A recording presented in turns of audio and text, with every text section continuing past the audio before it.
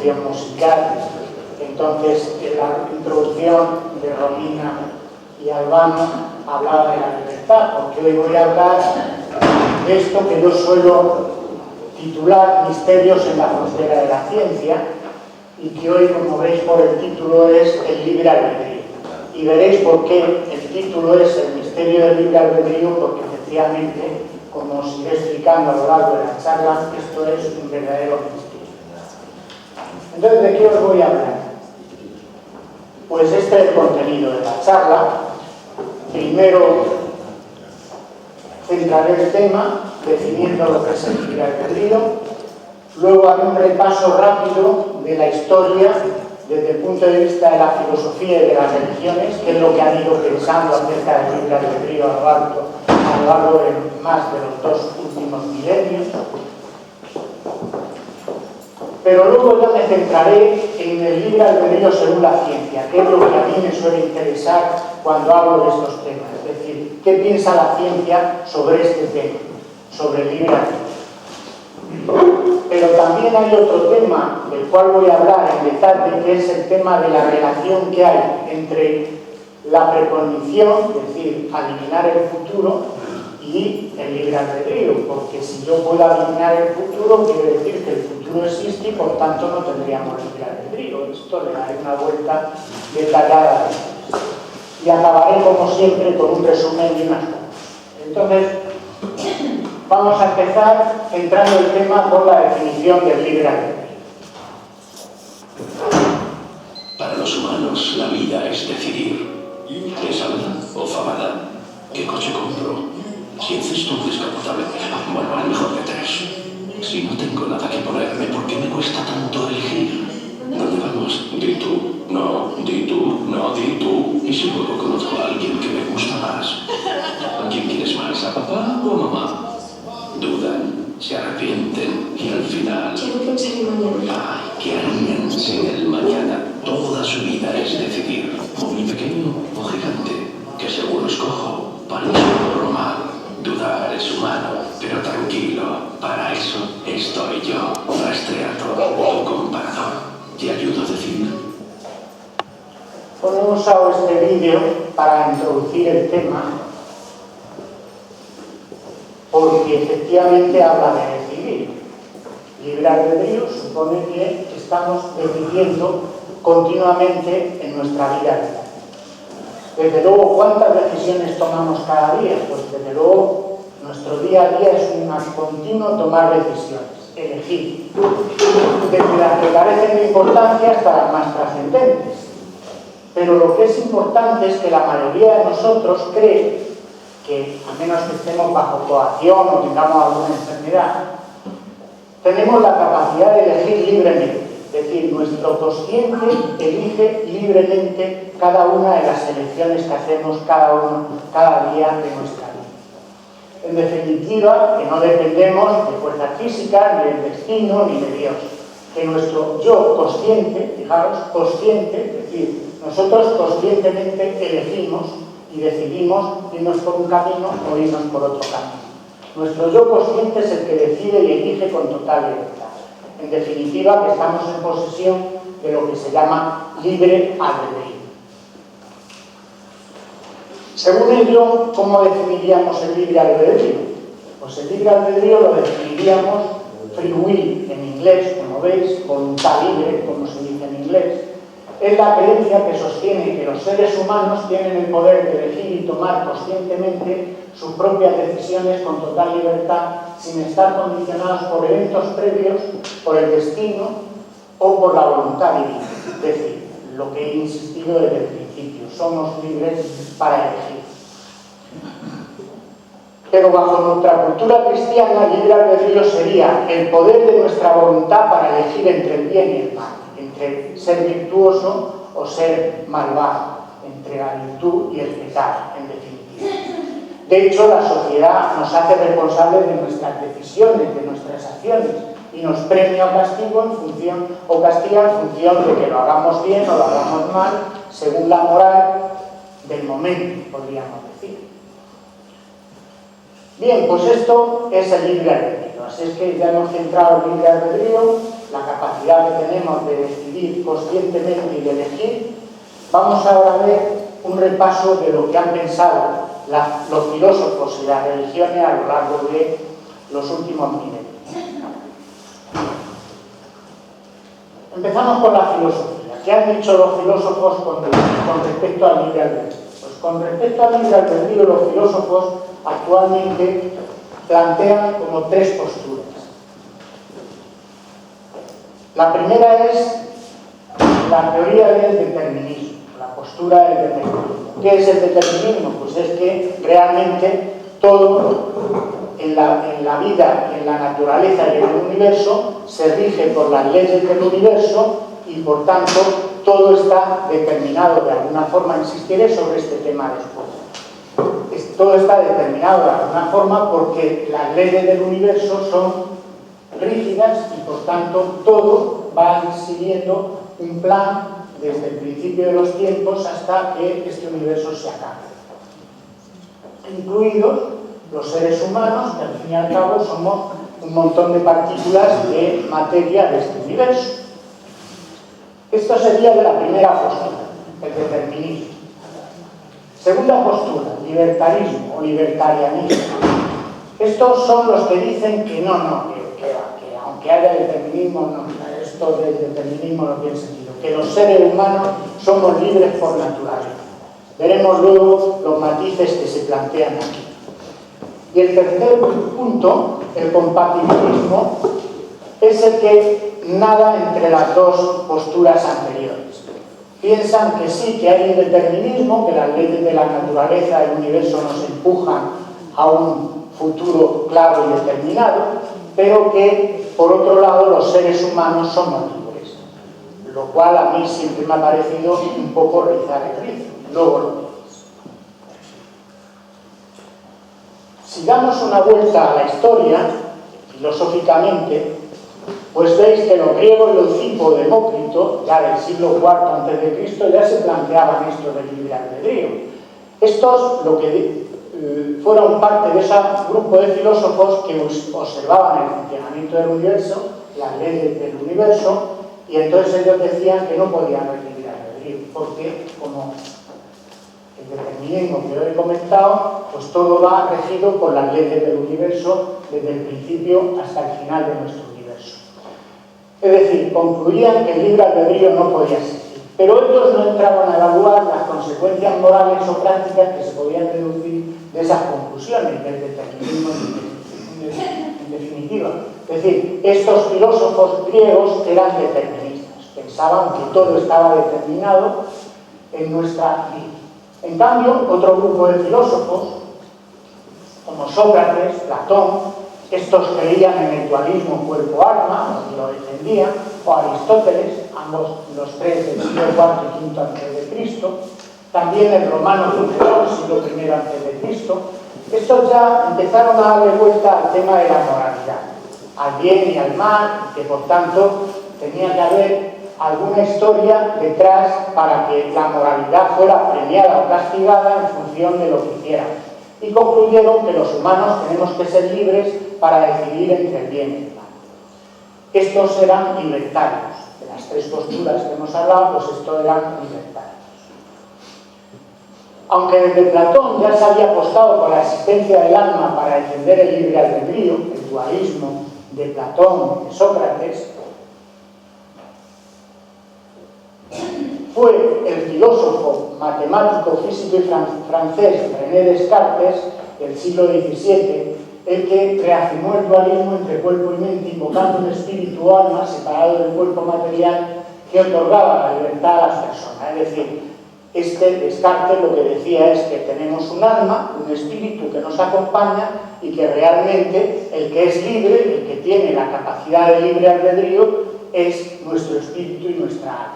No el cuerpo físico, que será determinista desde el punto de vista, pero como llevamos encima nuestra alma y nuestro espíritu, ese es el que realmente nos guía a tomar las decisiones buenas o malas. Esto es lo que se conoció como dualismo cartesiano, y para Descartes el alma es la que tiene la capacidad, como he dicho, de discernir entre lo bueno y lo malo. y juega el papel de lo que ahora la ciencia suele llamar mente o conciencia. Para Descartes, el alma y la conciencia pues eran cosas similares. Lógicamente, Descartes era libertario, puesto que, pensando en el dualismo, él creía que el hombre, el ser humano, tiene vida, es libre. ¿Pero qué pasó? Pues desde Newton, siglo XVIII, con sus leyes que predecían con éxito las trayectorias de las balas del cañón o las de los planetas, nació la fe ciega de que la ciencia podría explicar todo el comportamiento de la naturaleza, siendo el físico y matemático francés Pierre-Simon Laplace quien llevó las cosas al extremo en el siglo XIX. Según Laplace, el universo era un mundo determinista descrito por ecuaciones diferenciales, y que por tanto, si se conocen las condiciones iniciales, cada suceso posterior puede ser calculado, pudiendo predecir su cambio hasta el fin de los tiempos.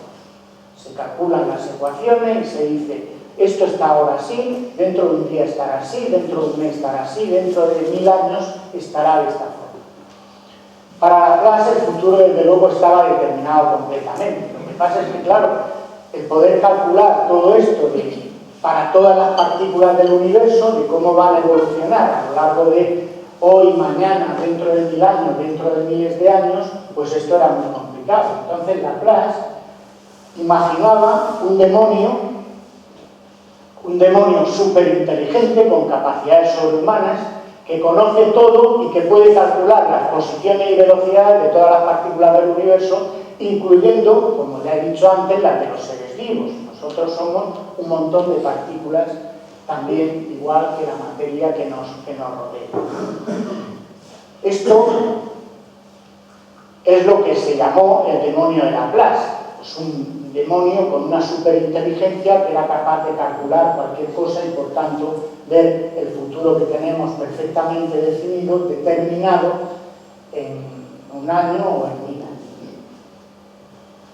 Un ejemplo de este cambio que hubo a través de Laplace del pensamiento de los filósofos, incluso de los científicos, fue, por ejemplo, el filósofo alemán tan conocido Arthur Schopenhauer, del siglo XIX. Este escribió, como veis ahí, todos creen a priori que son perfectamente libres aún en sus acciones individuales y piensan que a cada instante pueden comenzar otro capítulo de su vida.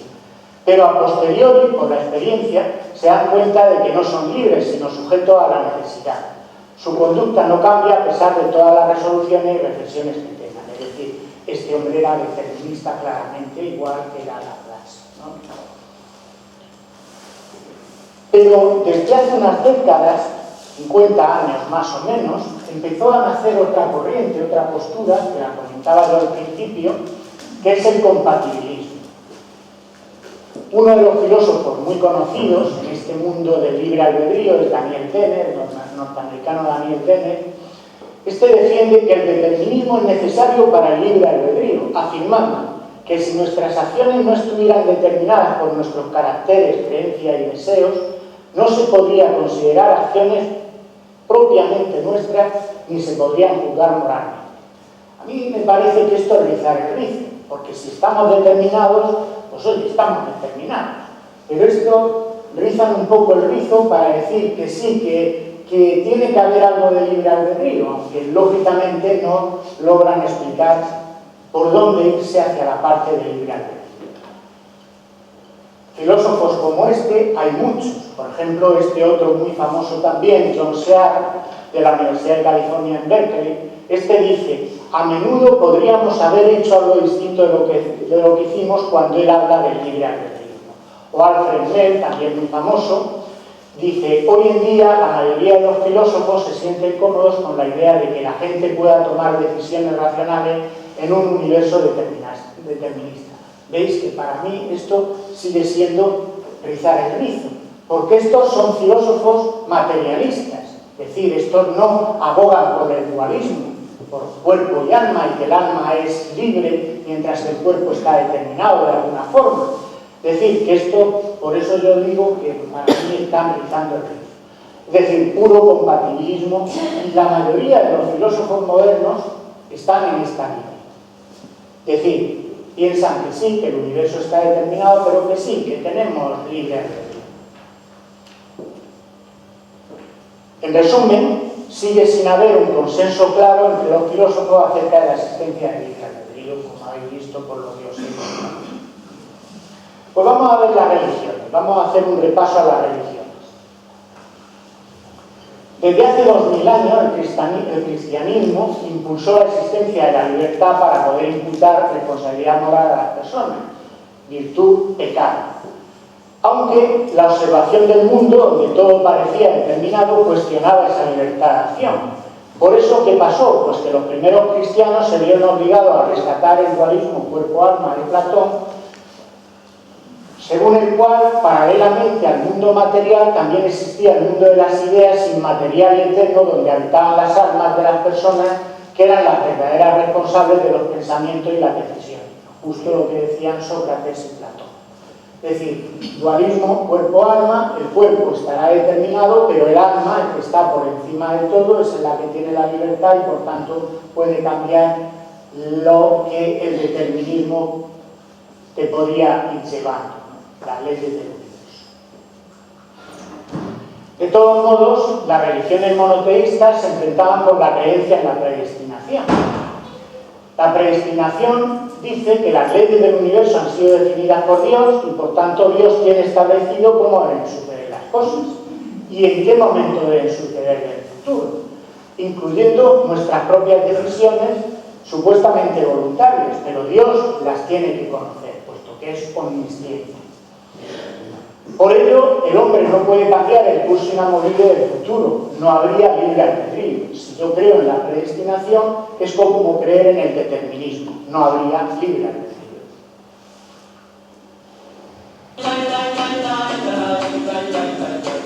Que te tengo que encontrar en el cielo, que te voy a enamorar. Bueno, como veis, la canción dice que todo está escrito, que es lo que dicen los musulmanes. Los musulmanes dicen todo está escrito, pero la Biblia está llena de referencias a la predestinación y también al libre albedrío, a la facultad que tiene el hombre a la libertad de pecar o de hacer el bien. Por ejemplo, en Efesios 1:11 la Biblia dice: habiendo sido predestinados conforme al propósito del que hace todas las cosas según el designio de su voluntad. Lógicamente se está refiriendo a Dios, ¿no? Es decir, que en la Biblia y en las religiones hay entre predestinación y libre albedrío hay un ten con ten, por así decirlo. Pero como ya he dicho, en bastantes religiones se plantea la existencia del libre albedrío ligándolo íntimamente a la responsabilidad, culpabilidad, imputabilidad y pecado. De hecho, este último es la base de las tres religiones abrahámicas, es decir, el judaísmo, el cristianismo y el islam. Todos se basan en que el premio castigo de según tú hayas hecho en la otra vida, según tú hayas hecho el bien o el mal en esta vida del mundo en la que vivimos. Aunque es verdad que este tema de la predestinación sigue por ahí rondando, como decía antes. Mucha gente cree en la capacidad de Dios de decidir los acontecimientos del futuro. Por ello a veces se reza o se hacen promesas a cambio de la ayuda de Dios, sobre todo para curar nuestras enfermedades, las de nuestros familiares, para aprobar unas oposiciones o para cualquier cosa de nuestra vida diaria, ¿no? En definitiva, para que Dios cambie el curso de los acontecimientos haciendo un milagro. Es decir, que como veis, el ten con ten entre predestinación y libre albedrío, pues está ahí rondando en las religiones. Desde luego, en la religión católica, personajes como San Agustín, del siglo IV-V, o Santo Tomás de Aquino, del siglo XIII, decían que era inconcebible imaginar que las personas estuvieran carentes de libre albedrío, porque si así fuera, dice, serían inútiles los consejos, las exhortaciones, los preceptos, las prohibiciones, los premios, los castigos. Lógicamente, si estamos determinados, si el determinismo o la predestinación existe, pues oye, ya haga yo lo que haga, es que el camino lo tengo clarísimo. Se va a producir, intente yo cambiarlo en cualquier momento. Bueno, ¿qué pasa entre la religión judía? Pues la creencia en el libre albedrío es básica y está conectada con el concepto de premio-castigo, lo mismo que el cristianismo, basado en ello en la Torá. Para el judaísmo el libre albedrío es un producto intrínseco del alma humana. Como veis, las religiones enseguida empiezan a hablar del dualismo, cuerpo y alma, el alma es la que tiene el libre albedrío y punto. Si nos fijamos en el Islam, los musulmanes creen que todos los acontecimientos, sean buenos o malos, beneficiosos o dañinos, ocurren por la predestinación y el designio de Alá, pero que a la vez, fijaros, otra vez volvemos a rizar el rizo, el ser humano tiene una facultad de elección para que nunca reconozca la responsabilidad de sus acciones. Dice, y así está escrito en el Islam, nadie cargará el peso de otro. Es decir, veis que en las religiones está el ten entre la predestinación y el libre albedrío. ¿Qué pasa con el hinduismo? Pues el hinduismo cree en la reencarnación, que es la creencia según la cual al morir una persona, su alma se separa del cuerpo y después de transcurrido algún tiempo, toma otro cuerpo diferente para volver a nacer en la tierra. Por lo tanto, los seres humanos pasarían por muchas vidas en este mundo, supuestamente. ¿Y por qué el alma necesita reencarnarse? Dicen los hinduistas. Pues porque en cada nueva existencia el alma debe pagar por los pecados cometidos en la anterior vida o recoger el premio por haber tenido una conducta honesta. Y las sucesivas reencarnaciones le permiten progresar hasta alcanzar la perfección. Como veis, el alma subyace en toda esta creencia. Dualismo, cuerpo-alma. En resumen, ¿qué dicen las religiones? Pues las religiones creen en la existencia de un alma que es la que posee el libre albedrío y la que recibe el premio y el castigo al morir, según tú te hayas comportado en esta vida terrenal. Bueno, hemos dado un repaso a lo que dicen los filósofos, la filosofía a lo largo de la historia y las religiones. Vamos a meternos ahora de lleno en lo que dice la ciencia, que es lo que a mí normalmente, como he dicho antes al principio, me interesa. Bueno, como ya comenté, desde la Grecia clásica hasta Laplace, con su teoría del determinismo, se ha creído que todo lo que ocurre en el universo está determinado, incluyendo las acciones humanas, que al fin y al cabo formamos parte de las partículas de nuestro universo, ¿no? Desde luego no cabe duda que la genética y el entorno en el que nos criamos condicionan nuestras conductas, no cabe duda. Por ello nuestra conducta está determinada, por lo menos en parte, desde nuestro nacimiento. Posiblemente totalmente. Pero eso que la ciencia pensaba desde la Grecia clásica hasta Laplace, hoy ha cambiado de tercio con la neurociencia. La neurociencia se ha dedicado a investigar el tema del libre albedrío basándose en el funcionamiento de nuestro cerebro. Es decir, ¿existe el libre albedrío? Sí o no, vamos a mirar si el cerebro no lo dice.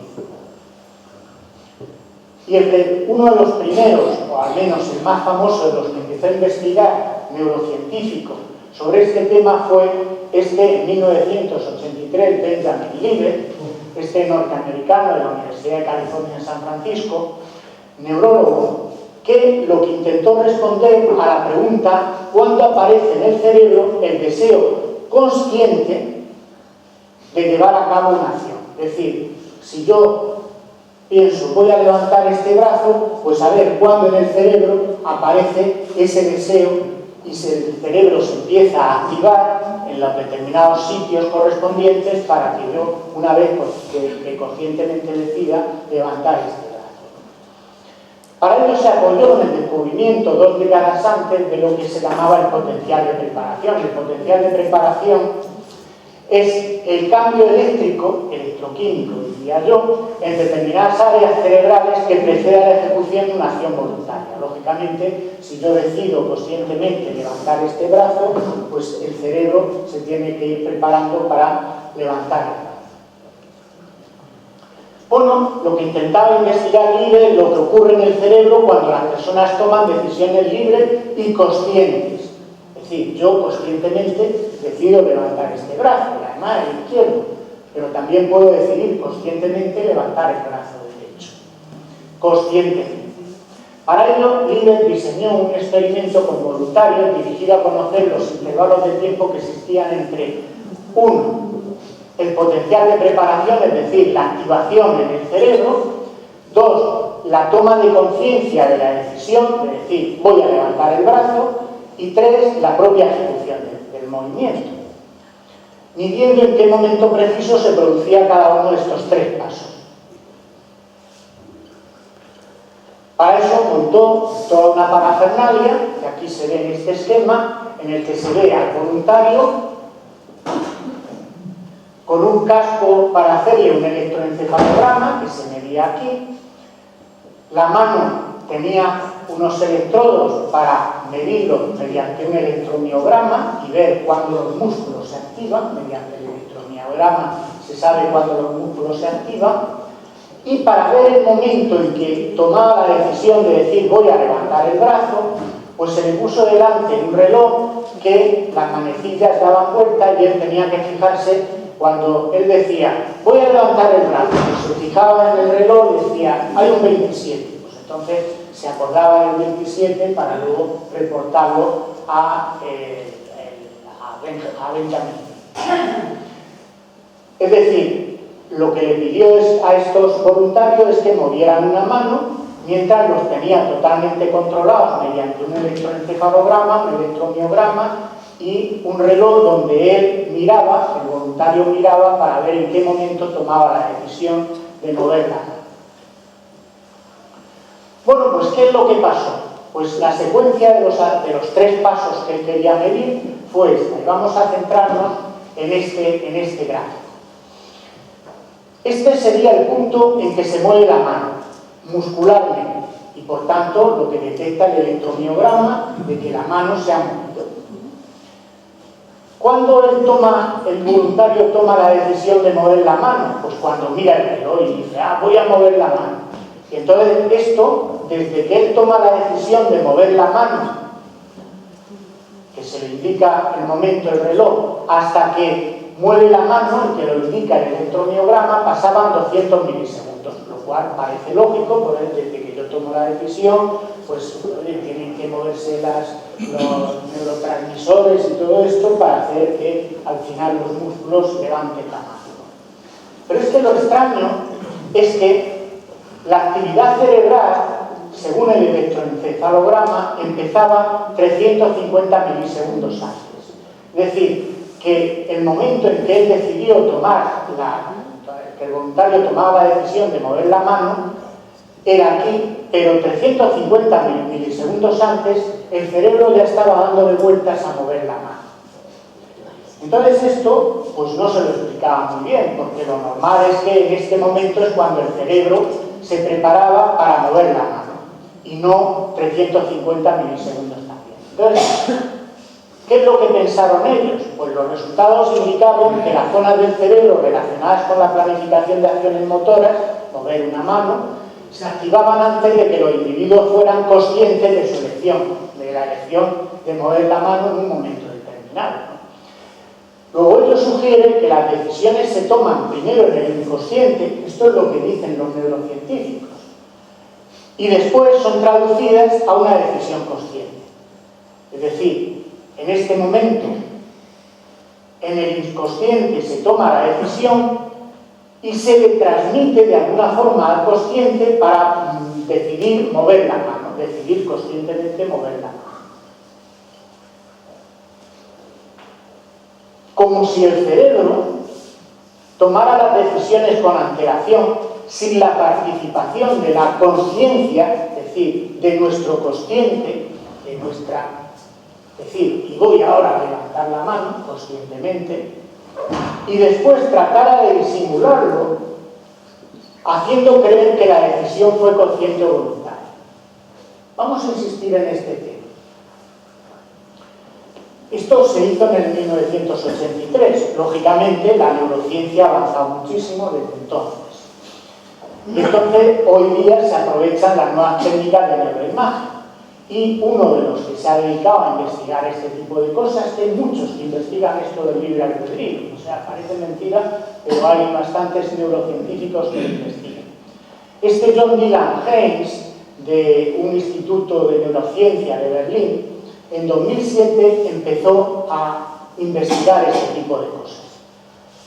Y ha seguido investigándolo hasta hoy día. Y sigue refinando muchísimo todos sus experimentos y hasta hoy le siguen dando lo mismo que voy a contar ahora. Este hombre en 2007 cogió a sus voluntarios, los monitorizó mediante neuroimagen, mientras en una pantalla lanzaba una sucesión de letras al azar y les pidió que pulsaran un botón, ya sea con la mano derecha o con la mano izquierda, cada vez que sintieran esa necesidad. Como veis, complicó el experimento. El del Libet era mover la mano, este no, había que pulsar dos botones. Entonces aquí el pulsar el botón era la acción, y el tomar la acción consciente era la letra que se mostraba en la pantalla cuando tomara la decisión. Es decir, en la pantalla del ordenador que tenían delante, pues iban pasando letras, la T, la H, la K, la V, iban pasando letras. Entonces, en un determinado momento, el voluntario decía, voy a apretar el botón derecho. ¿Qué letra hay ahí? La T. Vale, pues se acordaba de la T y ya no de un cronómetro que era mucho más complicado de perfilar, ¿no? Bueno, lógicamente este hombre utilizó la nueva tecnología que está basada en la resonancia magnética funcional, la fMRI en inglés, que muestra la actividad del cerebro en tiempo real. Como veis aquí en estas imágenes, se ve el cerebro en vivo cómo va actuando en cada momento, que es lo que se enciende en cada zona del cerebro para la acción de apretar, en este caso, botón derecho, botón izquierdo. Bueno, pues este hombre que descubrió que la decisión consciente de pulsar un botón derecho, botón izquierdo, se hacía un segundo antes de que el acto en sí, lo cual parece normal. Si yo decido conscientemente voy a apretar el botón derecho, pues desde que yo decido conscientemente aprieto el botón y luego pues eso lleva su tiempo desde el punto de vista de hacer que los músculos se disparen. Pero este hombre descubrió, al igual que le pasó al Benjamin Libet, que el patrón de actividad cerebral, y además lo descubrió con la neuroimagen, empezaba hasta 7 segundos antes, es decir, mucho antes de lo que había descubierto Libet. Este hombre veía que el cerebro empezaba a activarse hasta 7 segundos antes, en un tema de que era apretar botón derecho o apretar botón izquierdo. Es decir, mucho antes de que los sujetos fueran conscientes de estar tomando una elección, sus cerebros ya lo habían decidido. Fijaros esto lo que quiere decir. Es decir, el cerebro decide mucho antes de que la decisión consciente se produzca. Bueno, otro de los neurocientíficos que hizo pruebas, bueno, yo os mandaré, como siempre, a los que os tengo en mi lista de distribución, el informe con el detalle de esto. Y allí hay muchos más experimentos de estos, de neurocientíficos, sobre este tema del libre albedrío. Pero otro ejemplo es de este hombre, de Isaac Fried, neurocirujano de la Universidad de California en Los Ángeles, también en Tel Aviv, en Israel. Este hombre se basó en los enfermos que tenían epilepsia y que se le habían implantado electrodos en el cerebro para controlar la epilepsia. Claro, como los electrodos ya estaban implantados en el cerebro, pues era fácil acceder, digamos, y tomar nota de lo que estaba ocurriendo en el cerebro en sitios muy concretos donde estaban implantados los electrodos. Normalmente se implantan varios electrodos, bastantes normalmente.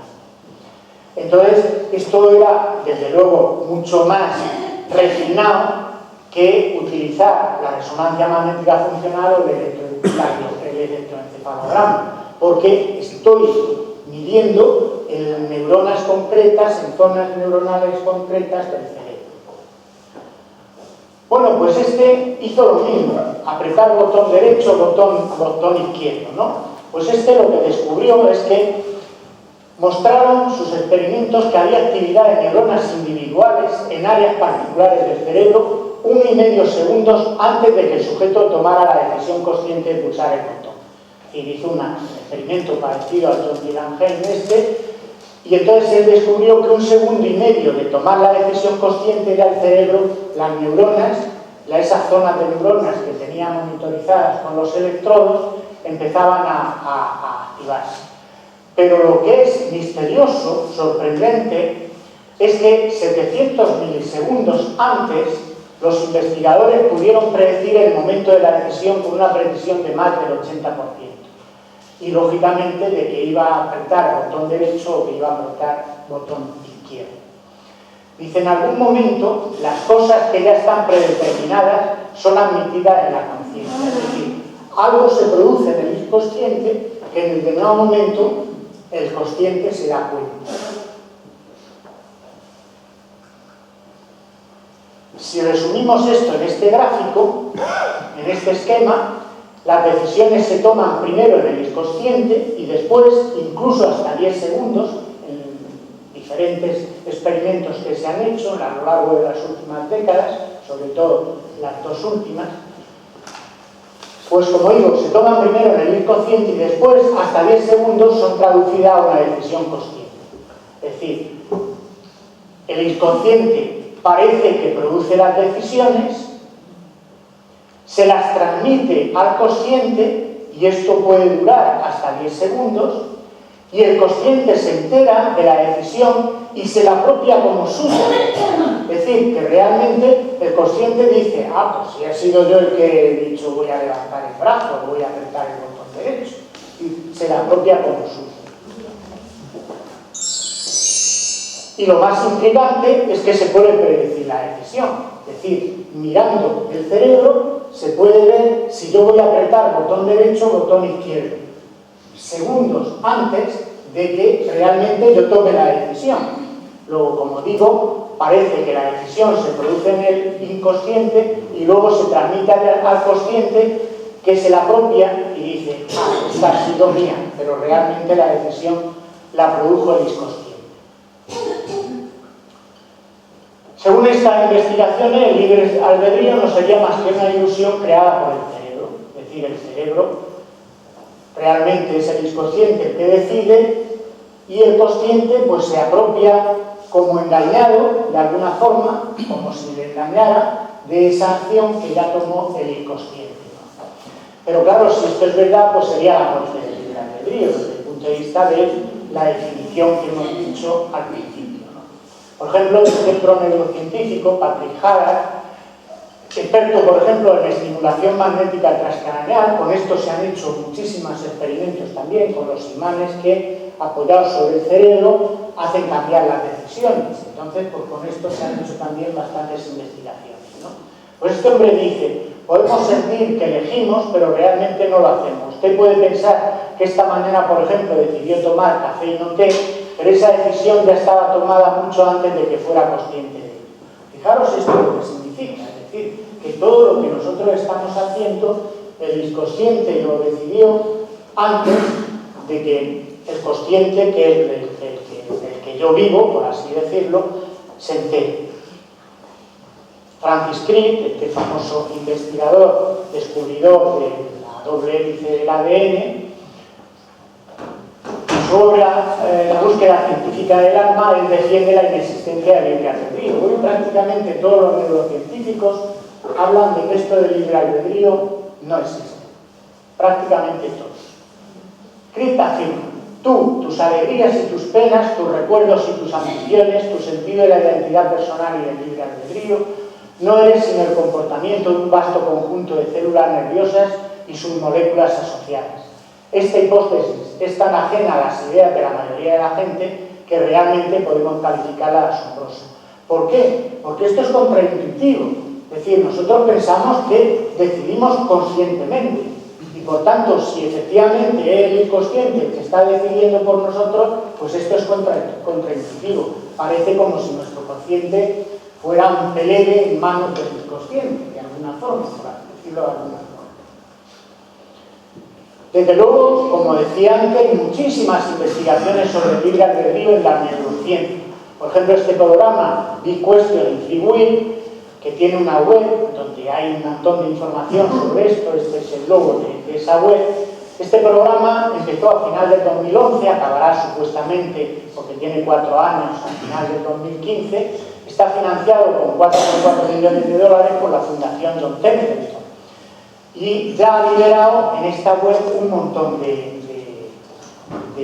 informes, y todos los informes que ha liberado están en la dirección de que no existe el libre albedrío. Es el inconsciente el que toma las decisiones y el consciente es un pelele, vuelvo a insistir en la palabra, en manos del inconsciente.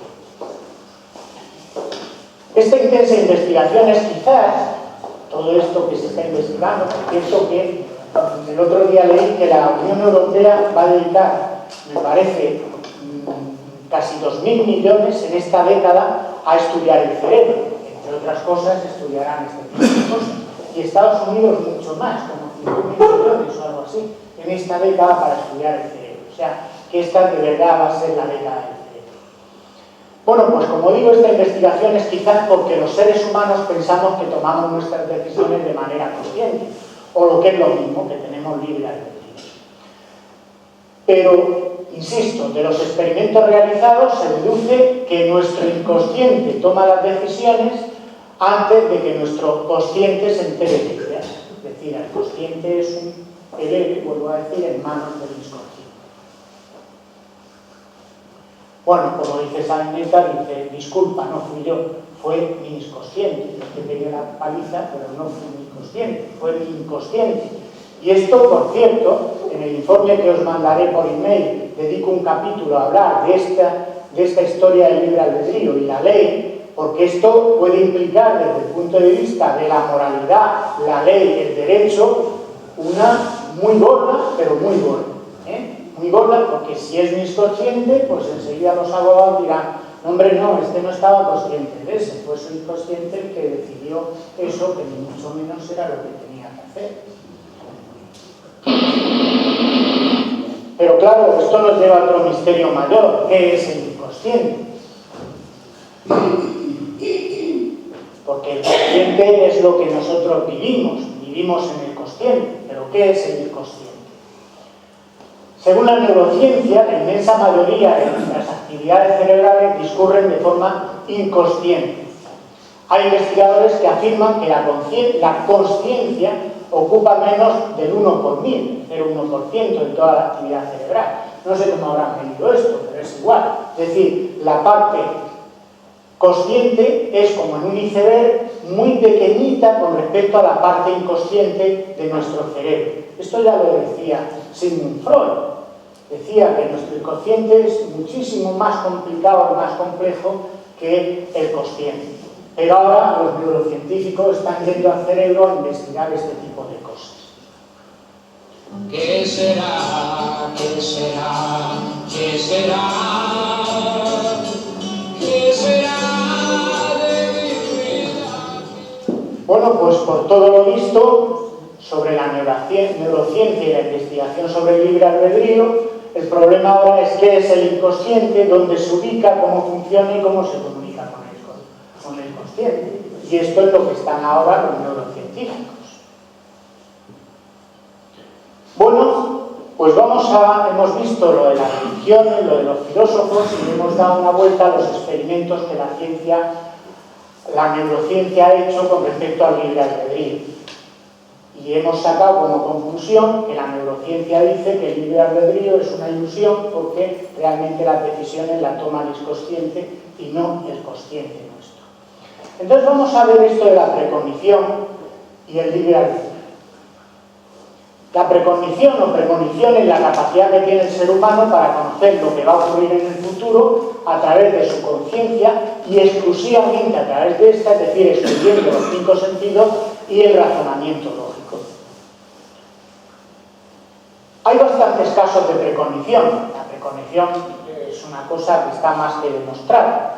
El problema es que es un fenómeno de características espontáneas, es decir, que se presenta de forma inesperada y difícilmente bajo condiciones de laboratorio o bajo la voluntad del individuo. Aquí tenéis en la imagen al doctor José Miguel Gaona y su web de Premonition, que forma parte de una web mundial, donde la gente puede apuntar sus premoniciones. Entonces, allí cuenta todas sus premoniciones y entonces lo que se trata es después de comprobar si aquellas premoniciones se cumplen o no.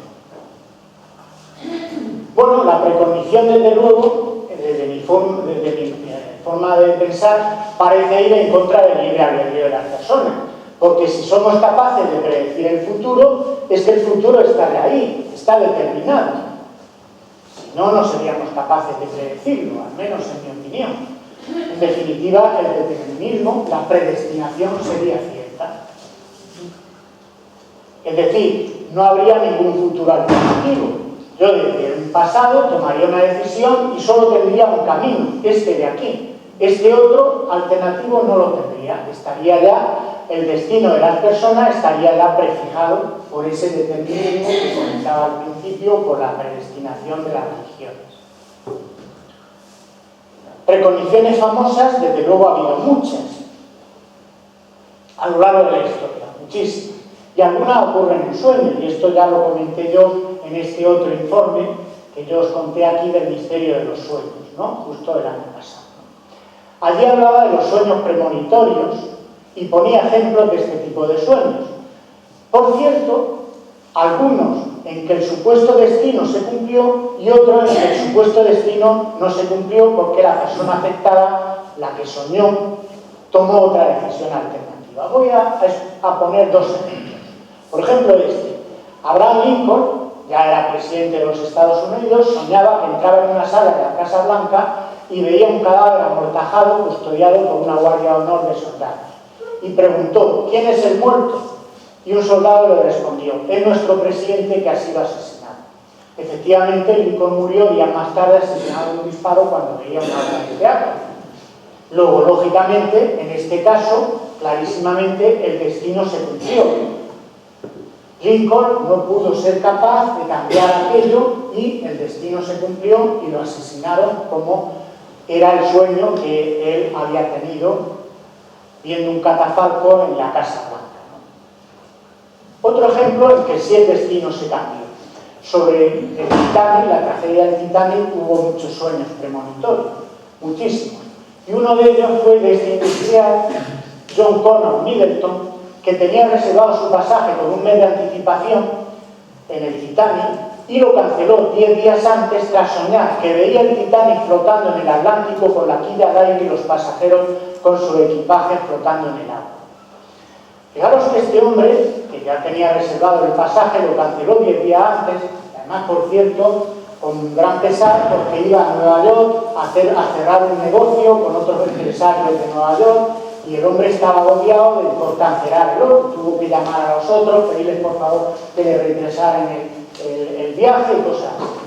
Bueno, está claro que el Titanic se hundió, pero este hombre se salvó, es decir, el sueño le salvó la vida. Es decir, en este caso el supuesto destino no se cumplió. Por cierto, el supuesto destino de él, porque el Titanic sí se hundió, es decir, él fue capaz de cambiar su destino, pero no cambió el destino del Titanic. Y esto daría para bastantes reflexiones de cuáles cosas se pueden cambiar y cuáles cosas no se pueden cambiar. Bueno, pues la precognición también ha sido investigada en los laboratorios.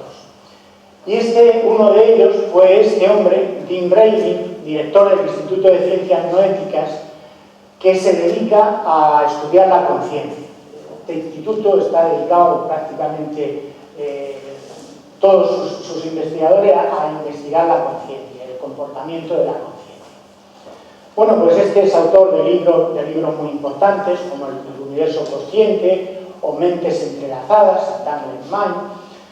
Este hombre además es un todoterreno, es ingeniero, es biólogo, es psicólogo, o sea, este hombre ha estudiado todo y ahora se dedica a estudiar la conciencia, como digo. Bueno, pues lo que a este hombre le interesaba era comprobar si las personas tenían algún tipo de premonición, no solo en sueños, sino también en estado de vigilia. Entonces, ¿qué es lo que hizo? Este hombre montó un ordenador con su pantallita que elegía fotos al azar, fotos que calmaban, con idea de calmar al voluntario o de excitar. Por ejemplo, paisajes estupendos que calmaban, o flores y cosas así que calmaban al voluntario que estaba frente al ordenador, o fotos terribles pues, de una autopsia, de sexo duro o de un asesinato. O sea, cosas así que impactaban al que estaba viendo el monitor del ordenador. Claro, los sujetos los tenían monitorizados para ver cómo era el comportamiento de los sujetos cuando se les presentaba una foto agradable o una foto terrible. Bueno, pues lo que ocurrió era lo lógico. Es decir, el participante se calmaba al ver escenas tranquilas y se excitaba al ver las inquietantes. Y eso lo decía la monitorización que tenía. Sin embargo, lo que este hombre descubrió es que sus sujetos, sus voluntarios, anticipaban lo que estaban a punto de ver en el ordenador, y esta anticipación era de 3 o 4 segundos antes de que apareciera la foto, sobre todo si la foto era inquietante. 3 o 4 segundos antes de que la foto apareciera, ya el sujeto se excitaba si la foto era excitante o se calmaba si la foto era para calmar. Entonces la pregunta es, ¿cómo adivinaba el sujeto la foto siguiente si el ordenador la seleccionaba al azar? Y el ordenador tardaba un milisegundo como mucho en seleccionar una foto y presentarla. Con lo cual esto no tenía explicación para él. Desde luego aquí parece claro que había una precognición, una adivinación de la foto que iba a aparecer posteriormente. Pero claro, esto a mí, como ahí pongo en mi opinión, me parece que se tiene que ligar con lo que he comentado antes de los neurocientíficos y de lo de pulsar el botón y todos estos tiempos en que el cerebro se prepara antes y cosas así. Es decir, esas investigaciones sobre el libre albedrío de los neurocientíficos. Parece que nuestro inconsciente conoce los hechos antes de que nuestro consciente se entere. Pero es que no solo eso, sino incluso los adivina. Hechos externos a nosotros, como lo de la foto que aparece en el ordenador, que yo no tengo control sobre ella y que es el ordenador que la elige al azar, es decir, ni siquiera hay una pauta de cómo se van presentando las fotos, lo cual esto pues no tiene mucha explicación. Es decir, parece que nuestro inconsciente conoce los hechos antes de que nuestro consciente se entere de ellos. Entonces esto lo he plasmado en este esquema, que es una teoría alternativa a lo que los neurocientíficos están pensando hoy día. Los neurocientíficos dicen que el inconsciente toma las decisiones de las que luego el consciente se percata. Pero podría ser de otra forma, y es que las decisiones conscientes, la de pulsar el botón derecho o botón izquierdo, las toma el consciente, tal y conforme nuestra intuición nos dice. Las tomamos conscientemente. Pero lo que ocurre es que nuestro inconsciente lo adivina y dice, hombre, este tío va a pulsar el botón derecho. Es decir, está adivinando el pulsar el botón derecho nuestro inconsciente, porque está haciendo lo mismo para los hechos futuros que van a ocurrir a nuestro alrededor. Por ejemplo, la foto a presentar por el ordenador, es decir, la precognición. Es decir, que una teoría alternativa a lo que los neurocientíficos afirman es que nuestro inconsciente tiene capacidad de precognición, de adivinar, y adivina no solo lo que nuestro consciente va a hacer, pulsar el botón derecho, sino también la foto que va a presentar un ordenador que viene en forma aleatoria y que por tanto no soy capaz de, desde el punto de vista de racionalizándolo, de ver cuál foto va a salir. Es decir, quizás nuestro inconsciente es un adivinador. Y eso es lo misterioso. Es como si nuestro inconsciente estuviera explorando todo lo que va a suceder en el mundo interior y exterior a nosotros para reaccionar ante los hechos que pueden afectar a nuestra vida directamente.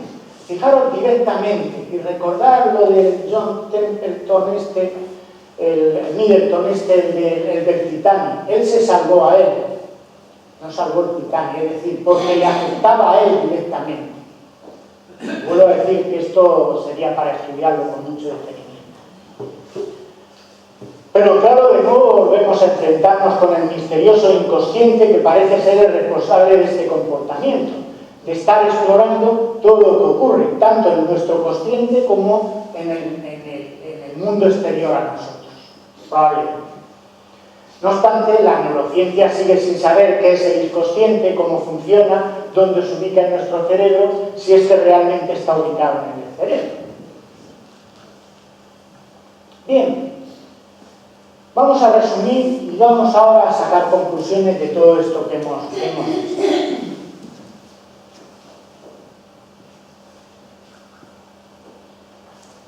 Resumiendo lo de los filósofos, pues desde los tiempos antiguos hasta la actualidad, los filósofos se han movido entre el determinismo, el dualismo cuerpo-alma y el compatibilismo. En definitiva, no hay un consenso claro entre los filósofos sobre la existencia del libre albedrío.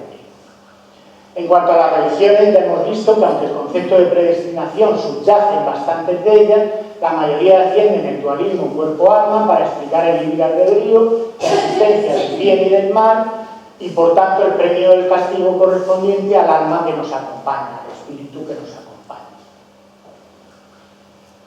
¿Y qué ha pasado con la neurociencia? Resumiendo lo que he contado. La neurociencia, la conclusión a la que ha llegado es que el libre albedrío es una ilusión construida por el cerebro. Los neurocientíficos afirman que antes de ser conscientes de nuestros actos, el cerebro, de forma inconsciente, ya determina lo que vamos a hacer. Pero no obstante, creemos que esa toma de conciencia es la causa de nuestra acción. Es decir, procesos físicos inconscientes provocan la decisión, no nuestro libre albedrío, que se supone es una acción consciente. Lógicamente, el libre albedrío tiene que ser consciente. Esto es lo que dice la neurociencia. Y la neurociencia hoy día, lo que dice la ciencia es palabra de Dios. Es decir, pues oye, punto. Dice que el consciente toma las decisiones y que el consciente se percata de ellas, pero no es el que las produce, pues esto es lo que dice la ciencia. Pero claro, estas conclusiones de la neurociencia acerca del libre albedrío chocan con la impresión subjetiva que tenemos los humanos, de que dentro de nosotros parece que se esconde la persona que llamamos yo consciente, que recibe todas las sensaciones, planifica, recapacita y toma todas las decisiones. Ese yo consciente. Y ese yo puede decidir, lógicamente, hacer el bien o hacer el mal. Daniel Dennett, este filósofo que he comentado antes, este norteamericano muy famoso en el tema del albedrío, llamó a esta impresión subjetiva del yo el teatro cartesiano, imaginando que en alguna parte del cerebro existe un lugar donde todos los sucesos mentales convergen y son observados y experimentados. Es decir, como si hubiera algo en medio del cerebro donde todo converge y ahí es donde yo experimento la consciencia. Dennett, este filósofo, imagina este teatro cartesiano como una persona diminuta, que lo llama homúnculo, sentada como una especie de cine dentro de una cabeza humana, dentro de nuestro cerebro, observando las experiencias que tiene el ser humano, tanto internas como externas a él, y tomando las decisiones correspondientes. Aquí veis en esta imagen que se ve este homúnculo, este personaje, dentro del cerebro, y está mirando en una pantalla lo que está ocurriendo, en este caso, fuera de él, que se está friendo un huevo, como veis en una sartén aquí. Se ven mal las imágenes, pero bueno, se ve que se está haciendo. Es decir, que hay como una especie de homúnculo dentro de nuestro cerebro, en lo que este hombre Dennett dice que es el que vigila, el vigilante, el que toma el control y el que está pendiente de todo lo que ocurre dentro y fuera de nuestro cuerpo. Para la neurociencia este homúnculo debe ubicarse en nuestro cerebro, aunque hasta la fecha no se haya encontrado. Es decir, debería haber en el cerebro algún punto de control vigilante en el que todo se toma control ahí y que desde ahí yo me entero de todo lo que está ocurriendo desde el punto de vista de mi consciente.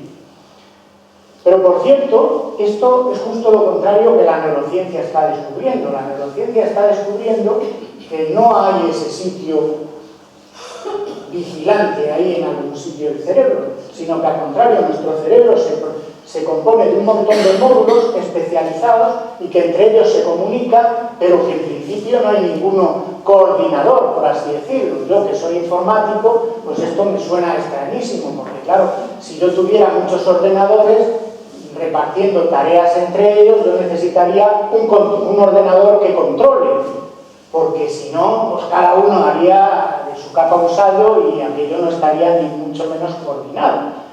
Es decir, que esto es contraintuitivo, el que no exista un sitio en el cerebro donde haya el punto de encuentro de todas las sensaciones y por tanto el vigilante y el controlador. En resumen, según muchos investigadores, tanto lo que llamamos yo como la conciencia serían construcciones cerebrales. Estamos hablando de los neurocientíficos. Y ello plantea el gran problema de la neurociencia actual, y es cómo se pasa de la actividad electroquímica del cerebro, de las neuronas, a las impresiones subjetivas. Esto es un problema que, de hecho, este filósofo australiano, David Chalmers, muy conocido, este es un fuera de serie, que además va vestido como un zarrapastroso, pues este lo llama el problema difícil, que es el paso del objetivo, de lo que vemos, de lo que nuestros sentidos están viendo, a lo subjetivo, es decir, a nuestros sentimientos, emociones internas de nuestro. Esto es lo que llama el problema difícil. Y este problema es tan difícil que hoy por hoy la neurociencia está muy lejos de encontrar la solución de cómo funciona esto de la conciencia. Desde luego, una de las cosas importantes que la ciencia aún tiene por descubrir es la naturaleza de la mente o conciencia. La ciencia, con toda lógica, es materialista e intenta explicar todo con la materia y las energías que se conocen. Pero el problema, y esto lo he comentado yo en más de una charla aquí, es que queda mucho por descubrir del universo. De hecho, del universo solo se conoce un 4%, que es la materia y la energía ordinaria. Pero no se conoce la materia oscura ni la energía oscura, que es el 96% restante del universo.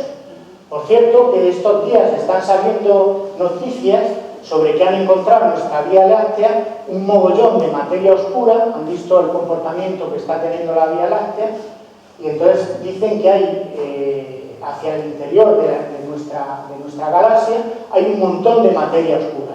Es más, hay una noticia muy reciente de hace 2 o 3 días que dice que probablemente, como esa materia oscura no está uniformemente repartida, sino que está como en cúmulos, pues dice que las extinciones masivas que se han producido en la Tierra es cuando nuestro Sol, con todos los planetas, pasa por uno de esos cúmulos de materia oscura, que remueven todo nuestro clima y entonces se producen esas extinciones. Como digo, son noticias de hace muy poco.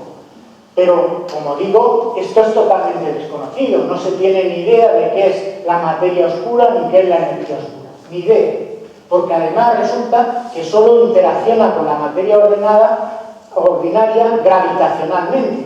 Pero no, ni se ve ni se observa con los instrumentos normales que detectan materia ordinaria o energía ordinaria. Y claro, lo que yo me pregunto es, ¿y no habrá en esta materia o energía desconocida algo que explique el comportamiento de nuestra conciencia? Es decir, ¿no habrá aquí en mi cerebro un montón de materia oscura que no sé todavía cómo funciona y que es donde reside ese yo consciente? Lógicamente estoy especulando, fabulando, pero oye, igual por ahí van los tiros. Claro, pero por otra parte, para mantener nuestro mundo moral y personal intacto necesitamos la ilusión de la libertad. Este hombre, también muy conocido en el tema del libre albedrío, David Hodgson, filósofo y juez australiano, dice que el libre albedrío es una parte de la humanidad. Claro, este hombre es juez, claro, la moralidad. Si no existe el libre albedrío, a ver, el tema de la moralidad. Pues este hombre dice, el libre albedrío es una parte de la humanidad demasiado esencial para permitir que nuestra comprensión científica limitada lo elimine. Es decir, se está refiriendo a lo que hasta ahora dicen los neurocientíficos, que no, el libre albedrío no existe, es el inconsciente el que toma las decisiones. Hodgson cree que, aunque por el momento tenemos pruebas que indican lo contrario, estos experimentos que yo he ido contando de los neurocientíficos, él dice que en el futuro nuevos experimentos podrían confirmar nuestro libre albedrío. Es decir, que oye, que seguro que a lo mejor dentro de unos años hay nuevos experimentos que sí que explican el libre albedrío de forma consciente, que es lo que hasta este momento la neurociencia niega. Como digo, nuevos experimentos podrían confirmar nuestro libre albedrío. O quizás probar el dualismo cuerpo-alma. Y esto no tenemos que descartarlo. Porque, fijaos, Si asumiésemos la existencia de un alma inmaterial que interacciona con la materia, en este caso el cerebro, podremos pensar que este yo, con su libre albedrío, podría estar en ese alma. Realmente es lo que han dicho las religiones y los filósofos dualistas desde hace milenios. Sería el homúnculo de Dene, el que está ahí vigilando y controlando en medio del cerebro, mirando lo que ocurre fuera y dentro de nosotros. Desde luego, el dualismo se ajusta mejor a nuestra experiencia, es decir, nosotros pensamos que hay un yo aquí que está controlando y vigilando todo, con lo cual esto parece que si fuera un espíritu que tenemos ahí, no se sabe dónde, controlando y vigilando, pues esto parece que se ajusta mejor a nuestra experiencia diaria. Aunque lógicamente la ciencia dice que no hay ninguna prueba de la existencia de algo como el alma o el espíritu, ¿no? Por otra parte, la ciencia atribuye a nuestro inconsciente la mayoría de las decisiones de nuestra vida. Es lo que hemos estado hablando en el capítulo de la meditación.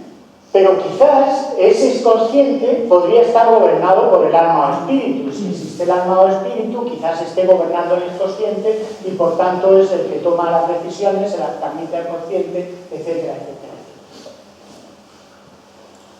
Es decir, como he dicho antes, quizás lo que ocurra es que nuestro inconsciente, acordaros de la precognición y de lo que piensa la neurociencia, nuestro inconsciente adivina nuestras decisiones conscientes futuras, pulsar un botón derecho, por ejemplo, o los hechos futuros que van a ocurrir, por ejemplo, la foto que va a presentar el ordenador de forma aleatoria.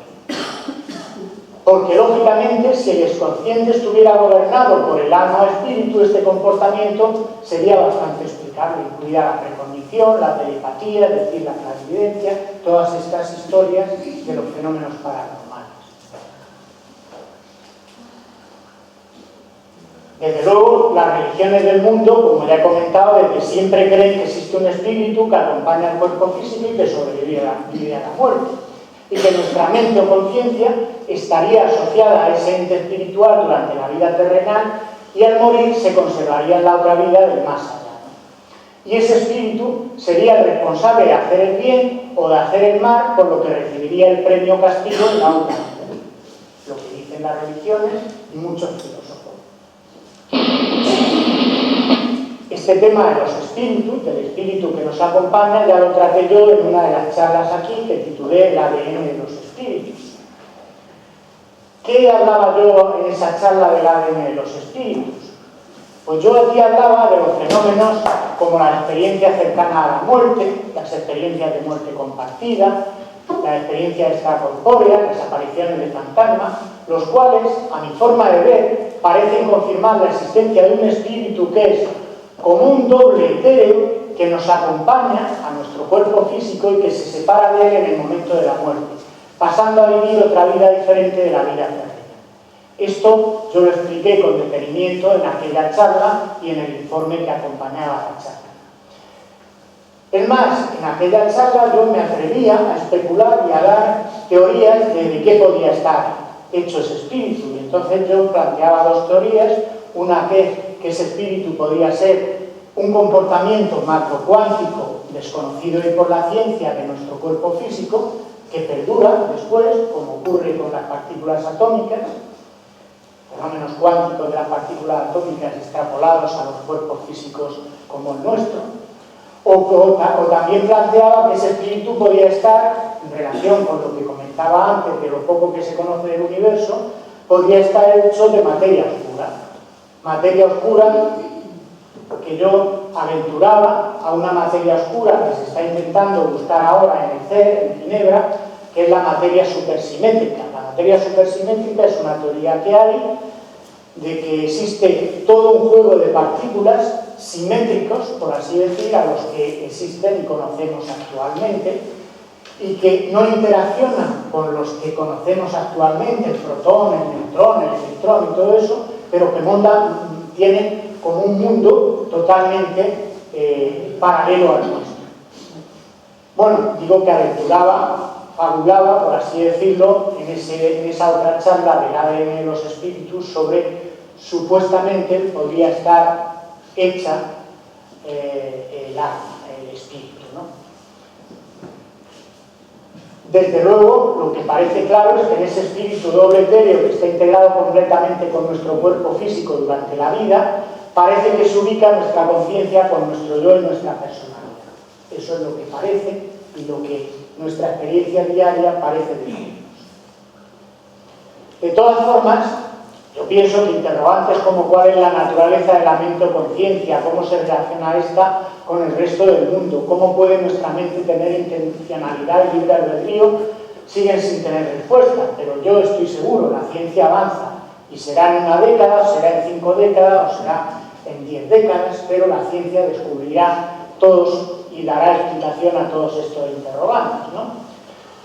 Claro, mientras tanto, mientras que la ciencia nos va descubriendo esto, pues lo lógico es vivir como dicen hacerlo muchos filósofos compatibilistas.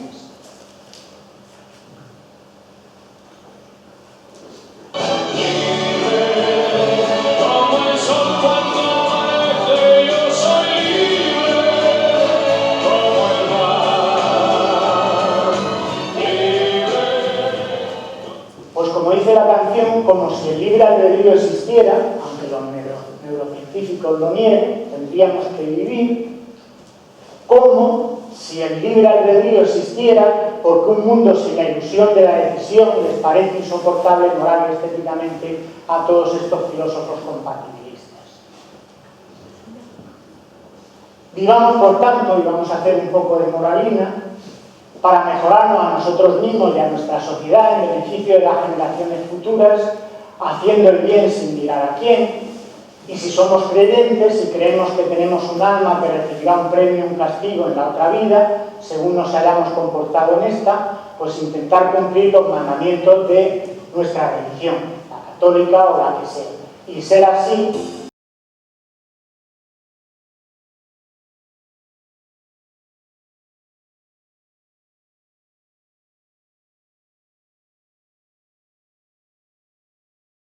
pues eso, tenemos que ser niños buenos para mejorar nuestro